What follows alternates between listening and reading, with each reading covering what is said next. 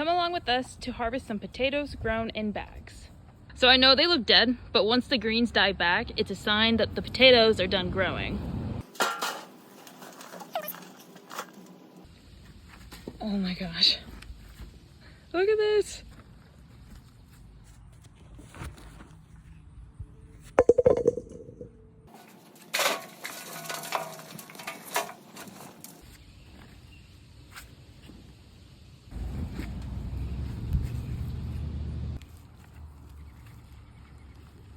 Oh my gosh.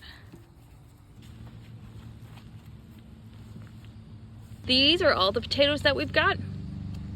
Some of them are really good size. Honestly, for the first time growing potatoes, we're very happy with it, so. Amazing.